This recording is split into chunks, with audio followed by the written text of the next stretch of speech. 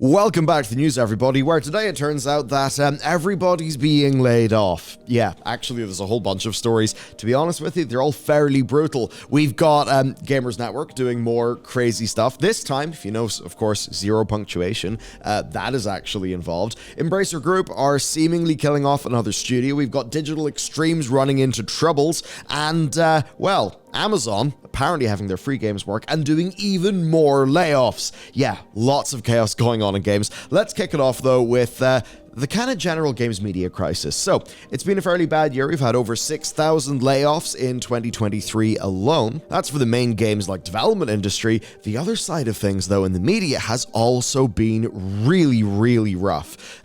Between the original writing and recording of this video, actually, we've had even more layoffs from staff at Geo Media, which of course means Kotaku. Yes, Kotaku somehow have lost even more people, and the stories that come out about how Kotaku is basically not from like the editor of the publication, but like from a corporate level was managed. Those do seem to be kind of crazy. But the one glimmer from this, the one good thing, is we are actually seeing the middleman be cut off and people deciding to go at their own and do their own thing. So The Escapist, Escapist magazine, it has functionally collapsed. The editor-in-chief, Nick, was terminated by gamers who are their corporate owners. And we'll get to them in a bit because basically they seem to have been completely terrible for the things that we like everywhere that they have went. He tweeted saying he was fired, that he's declined severance pay and won't be signing an NDA.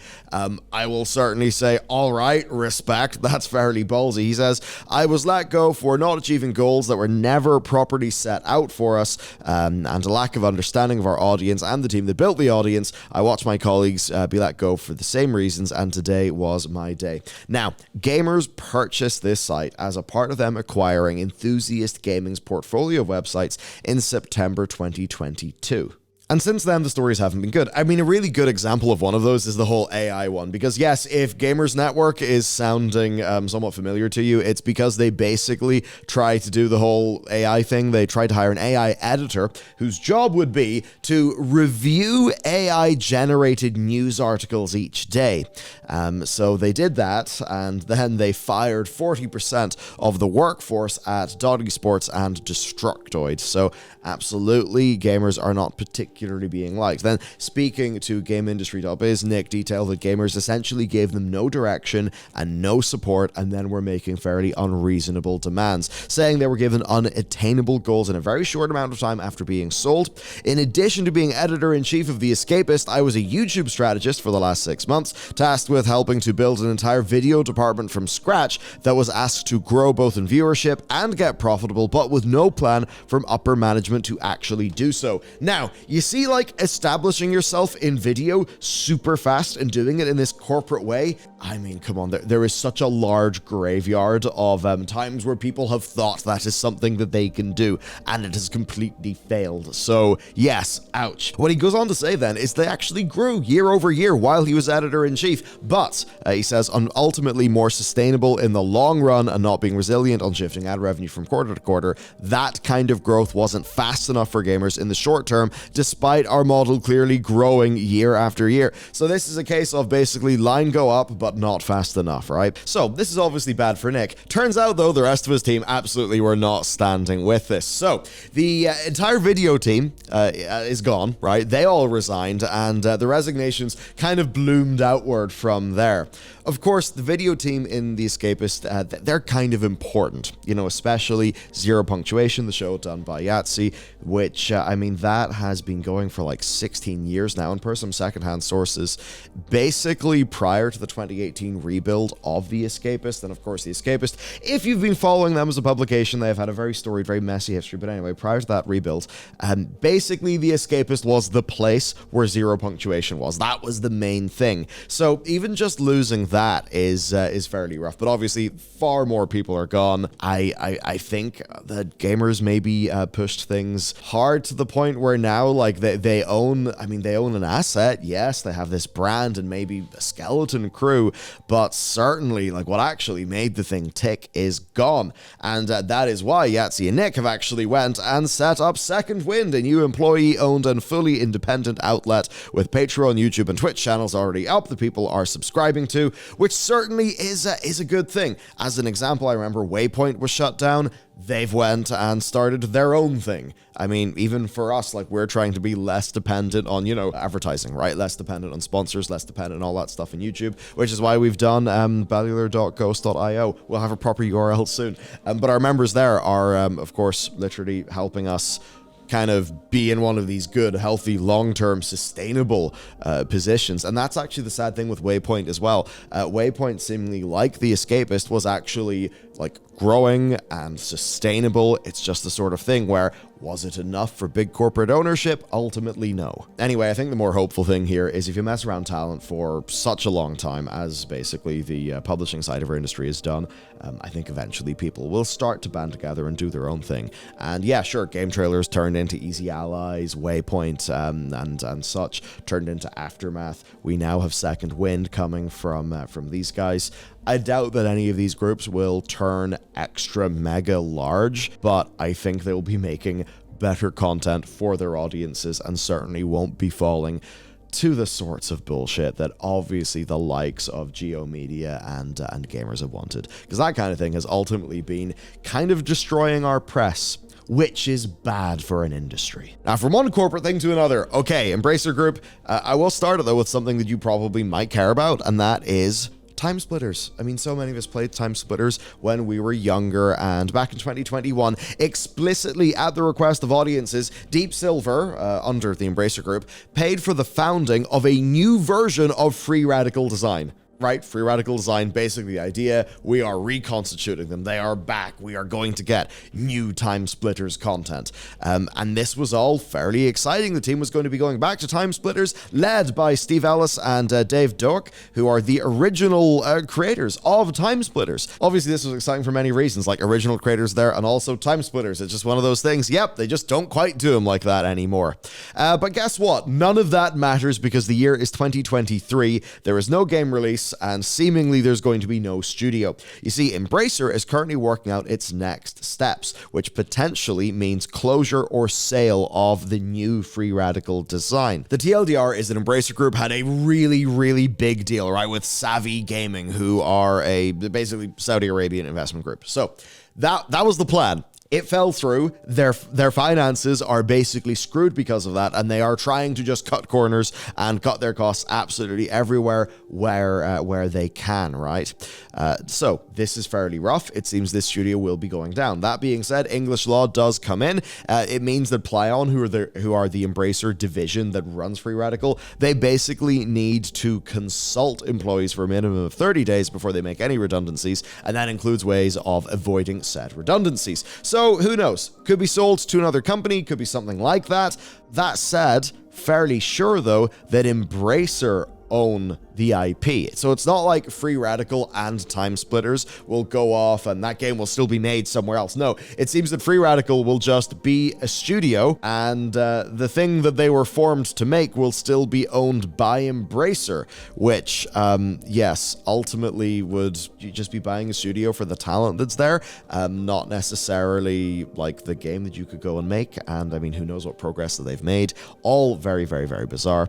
Apparently, though, staff who have been told about this mess are not exactly waiting for Embracer to drop the axe. That's because 15 people employed at Free Radical have already published posts saying that they are looking for work, according to VGC. Ultimately, then, where are we left? Well, there was a plan to do this. That plan went wrong. People have lost their jobs. They have lost probably years of their career, and ultimately, we've gained basically nothing from this. The Time Splitters IP is probably going to remain with Embracer, so it's not like we're going to get a Time Splitters game. And yeah, basically, this is what happens with, just IP hoarding.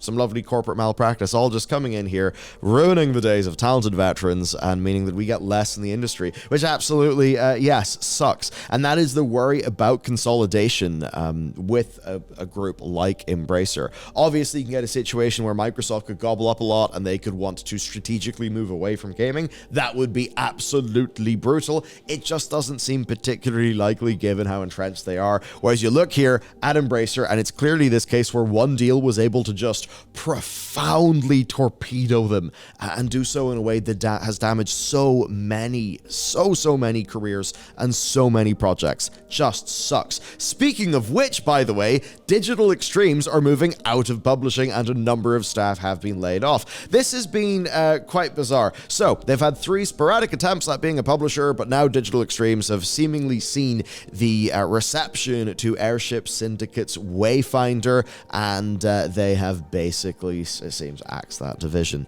Wayfinder is being handed over to its developer, Airship Syndicate, so who knows, right, whether this project can get back from its current 46% on Steam. What we do know is it's in Airship Syndicate's hands, and it's not something Digital Extremes will be doing. And they fully confirmed this to PC Gamer, saying that yes, they've made the difficult decision to cease operations for their external projects division, and they've had to say goodbye to staff because of that.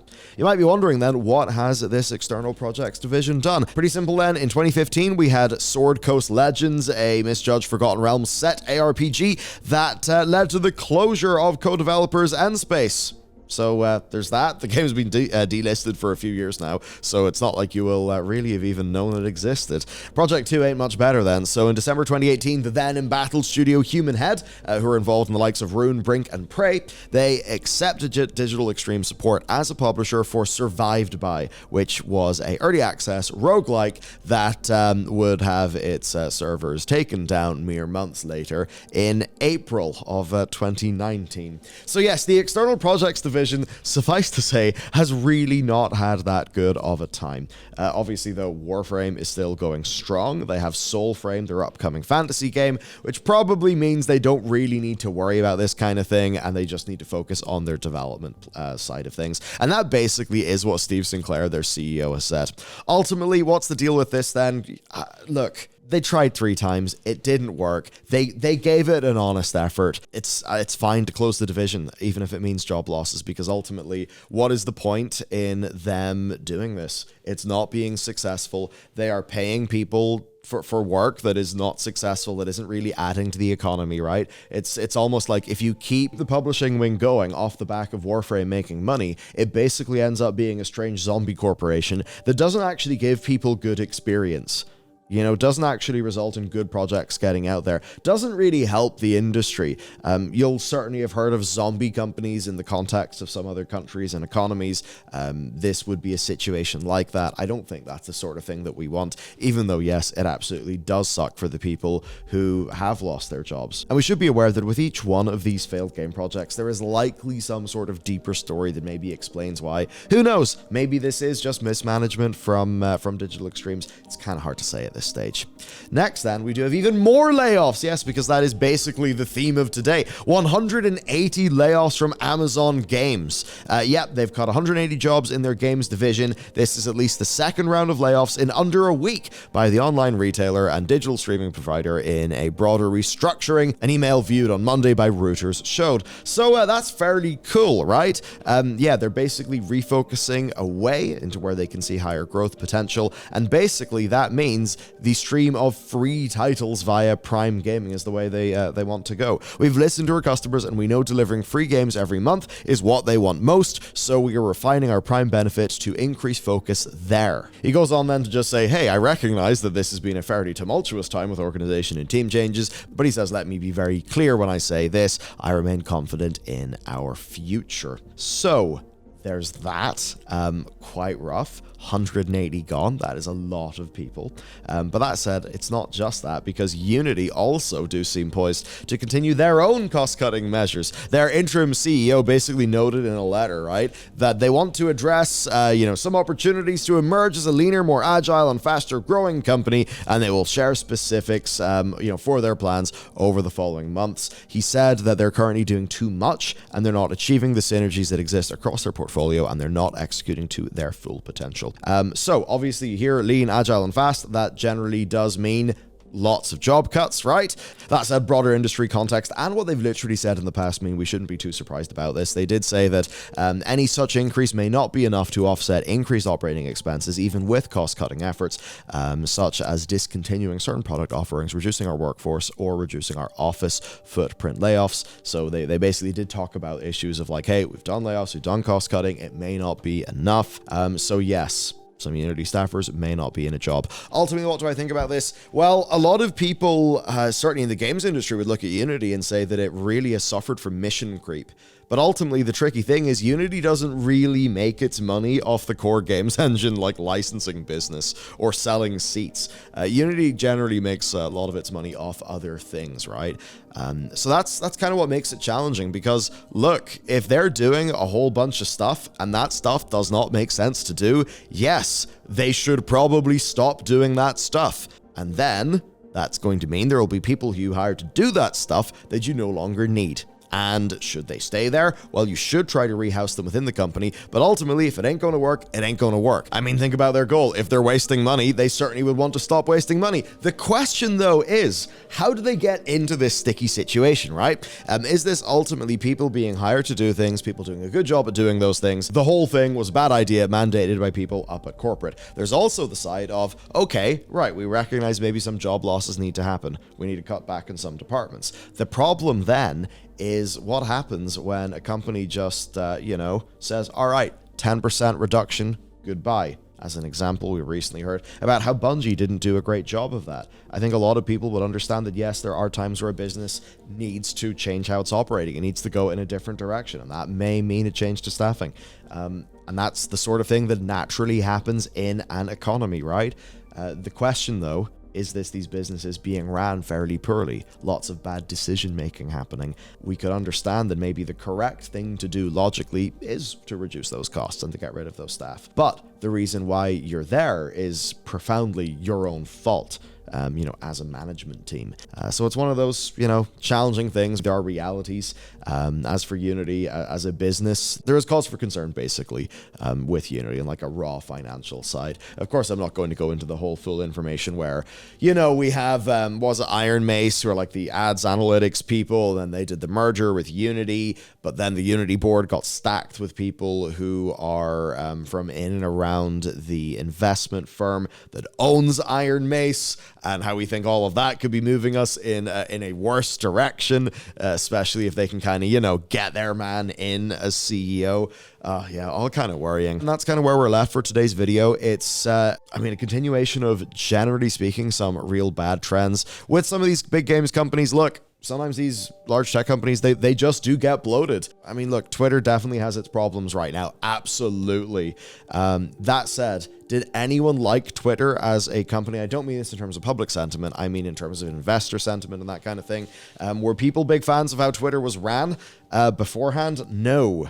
You could probably say that likely a lot of those, job cuts at Twitter did make sense, because at the end of the day, it's like, Twitter had like 10,000 staff or something completely insane. I think that's just like a badly ran company kind of, to the extremes, right? That's the challenge. Bad management misleads a company, does a bad job. Then management realizes maybe they need to go in a different direction, and the people that pay the price for that typically are not management. It is the bloody staff, which, is the problem. So it's almost less about layoffs. It is about layoffs, but I think it's also about fairness and accountability more than anything, because we don't want a situation where companies are not allowed to, redeploy their resources and stuff like that. It's just, if there's a really big L, and I mean, it's the idea that you always hear of, privatize the gains, socialize the losses. The little situations like that just, I get that this has happened, but the people at the top should at the very least be making public pay cuts and making commitments to have pay cuts to their teams, not like a situation, like a Bungie, where the response to that was basically, not at this company, we're not going to do that. So yeah, it sucks. It sucks That said, there is a natural contraction that I think was always going to happen after, you know, money being free for over a decade with those near 0% interest rates. After all of that, and then everything going on with COVID, where the money supply just seemingly got completely insane, the markets went absolutely mad, thinking, yes, this stock valuation is entirely justified and definitely not speculative based on the current situation. And then all the people who got, you know, wiped out on some of those, you know, big stocks that went up during COVID. It's all very weird. So anyway, that's what's going on, as well as some of my own musings about corporate responsibility. What a fun topic. Don't worry, we'll get back to the proper video games soon.